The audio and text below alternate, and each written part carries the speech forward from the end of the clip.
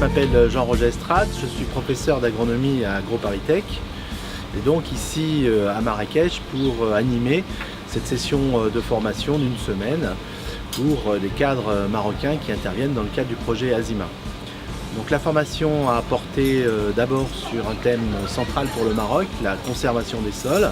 Nous avons présenté un petit peu toutes les techniques que l'on peut mettre en œuvre, y compris les plus récentes, beaucoup basées sur la végétalisation par exemple des milieux. On a ensuite abordé la thématique de l'agriculture de conservation en présentant toutes les possibilités que cette démarche offre pour produire, former, créer des systèmes de culture innovants et respectueux des sols en particulier. Enfin, dans une deuxième partie de la semaine, on abordera plus particulièrement la filière oléicole. Et puis je terminerai en disant que dans toutes ces interventions, on a accordé une attention particulière à la préservation de la biodiversité au Maroc. Grand principe de raisonnement pour leur mise en place. Qu'est-ce qui est nouveau maintenant dans la technologie? On verra que sur ce qui est un peu génie rural, pas grand-chose de nouveau. C'est le côté biologique encore une fois qui revient plutôt, enfin qui émerge plutôt en ce moment, avec en particulier la végétalisation des banquettes, des terrasses, des cordons, etc. On verra comment. Le champ pourra monter sa teneur en argile, c'est pas possible. Ben ça c'est vraiment quelque chose sur lequel on ne peut pas jouer. C'est une donnée du problème. Là où on peut jouer, et j'ai repris, pour ceux qui étaient à Paris, les diapositives de Claire Chenu. Là où on peut jouer par contre, c'est sur la teneur en carbone. Donc c'est très précisément la teneur en humus. Et c'est de ça maintenant que je veux vous parler. Mais je vous en parlerai après la pause. J'ai particulièrement apprécié ces 3 jours passés ici à Marrakech au Maroc pour au moins 2 raisons. La première, c'est qu'au cours des interventions, j'ai pu vraiment apprécier l'interactivité avec les stagiaires qui ont posé beaucoup de questions, fait pas mal de remarques et la richesse des échanges a rendu vraiment le cours très intéressant. Et la deuxième raison, c'est l'organisation. Donc c'est important aussi pour pouvoir travailler correctement d'être dans de bonnes conditions et sur ce plan-là, c'était vraiment parfait. À la fois le timing, l'organisation, le matériel, tout était vraiment au top et ce qui a rendu l'exercice vraiment très agréable à faire. Alors, les champignons par exemple ont au sein, là c'est un petit agrégat de sol, vont développer ce qu'on appelle les ifs. Alors est-ce que c'est marqué là? HYPHE. C'est des filaments qui finalement sont le corps du champignon, du mycélium. Et ces filaments enserrent les particules de sol les unes avec les autres, ce qui les maintient plus cohérents, qui maintient les agrégats plus cohérents. Et de la même manière, vous avez des colonies de bactéries qui se développent, souvent en film, sur les grains de sable ou de limon au sein de l'agrégat et qui vont ajouter aussi à la cohésion de l'agrégat. Que la matière organique empêche l'eau. Vous vous rappelez, je vous ai dit le processus qui fait éclater les agrégats parce que l'eau pénètre dans les micropores qui sont à l'intérieur de l'agrégat et finit par le faire éclater. Et bien la présence de matière organique empêche l'eau de rentrer dans l'agrégat. On dit qu'elle diminue la mouillabilité de l'agrégat.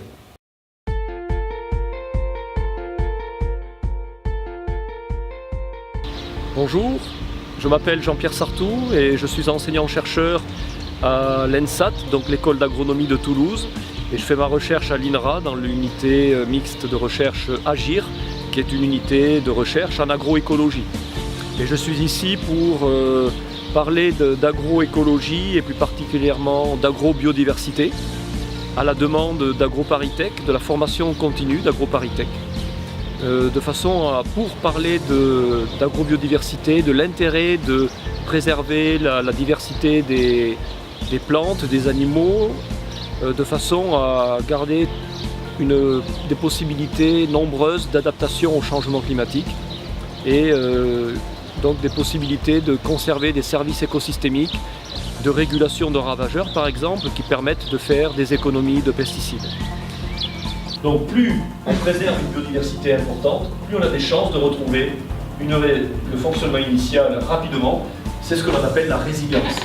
Alors, ce terme vient de la physique des matériaux, pour qualifier la propriété qu'ont certains matériaux à retrouver une forme initiale après une déformation. Un plastique, une résine ou je sais pas quoi, un métal, on le défend. Alors je développe donc tout un tas d'exemples pour essayer d'illustrer ces propos. Et ce sont autant d'occasions d'échanger de façon très intéressante avec les participants, qui sont des personnes de l'Association pour le développement agricole, donc des personnes du ministère de l'Agriculture du Maroc, et qui ont énormément de choses à partager.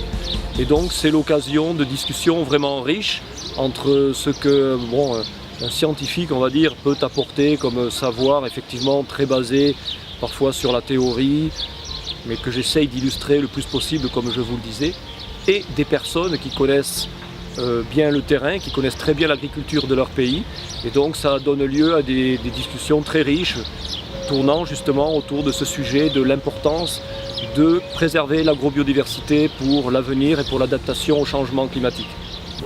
Quel objectif de retournement de prairies? Dans quel objectif? De mettre en place des cultures annuelles. Oui. Mettre en place des cultures annuelles, parfois des prairies, mais au lieu que ce soit des prairies permanentes, ça va être des prairies temporaires qui rentrent dans une rotation et donc dont le sol est travaillé tous les 2, 3, 4 ans. Donc c'est moins grave que si on convertit une prairie permanente en culture annuelle.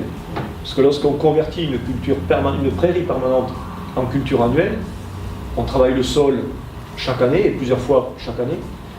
Donc là, la perte d'humus est beaucoup plus rapide.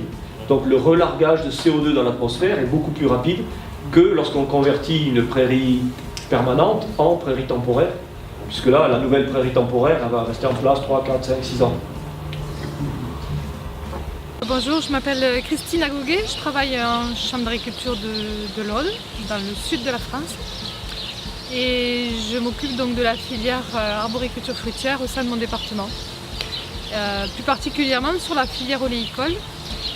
C'est ce qui m'a conduit donc aujourd'hui et demain dans le cadre de cette formation auprès d'AgroParisTech pour intervenir et présenter mon travail sur la filière oléicole au sein de mon département. Les deux tables en général je dissocie si c'est picholet ou luc, si c'est noir ou vert. Et on peut être à même aussi, dans certains cas, suivant les années, au mois de septembre, quand les producteurs ont commencé à ramasser, d'envoyer des messages.